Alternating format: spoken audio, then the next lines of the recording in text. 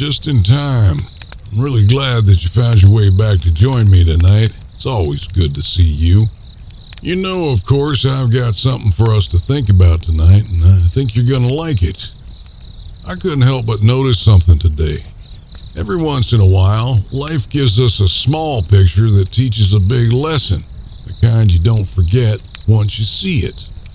Now, what in the world do I mean by that, Rusty, you might be asking? Well, you see, there's a garden that's not far from here. It's got a little gate built just for children. It's wide open for them, but for an old fellow like me, it means getting down on my knees to get through it. I've watched my nephew, a young boy, run through that door laughing, and truth be told, I'd have to crouch pretty darn low to get through it myself. Every time I do, I think about something that Jesus once said. He gathered his disciples around and, well, he pointed to a child. Not because children were powerful or important in that world, but because they weren't. Back then, children weren't noticed. They didn't get a say. They didn't get the spotlight. That's exactly why Jesus used them as the example. He wasn't asking grown folks to become small again. No, he was teaching us how to live humbly. You see, humility, well, it doesn't come naturally to us. Most of us spend a good part of life, well, trying to be seen, trying to be heard, trying to matter. Sound familiar? Jesus said the way into God's kingdom looks a little different. It looks like lowering yourself, taking that small door, serving instead of standing out. Jesus didn't shout his way into greatness. Actually, he knelt his way there. And when we follow him, we learn that the truest strength comes from a humble heart, one that doesn't need to be noticed.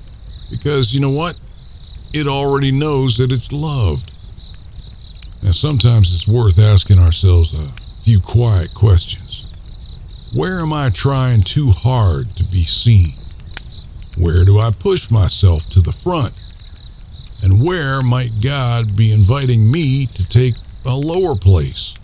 Not to lose myself, but to find him there. Because humility isn't thinking less of yourself, it's thinking of yourself less. I got a prayer for you. Father, forgive us for the times that pride gets in the way of love. Teach us to come to you with open hearts and simple trust. Help us live with humility, not to be noticed, but to be faithful. Amen. Our reading tonight comes to us from Matthew 18.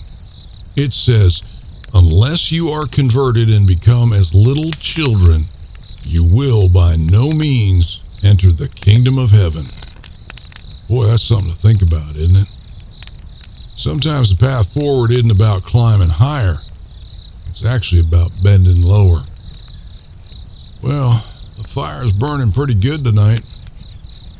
You know, if you ever find yourself standing at that small door we're talking about, don't be afraid to kneel. Humble yourself a little bit. That's often where grace is waiting. All right. Till next time, my friend. Peace be with you.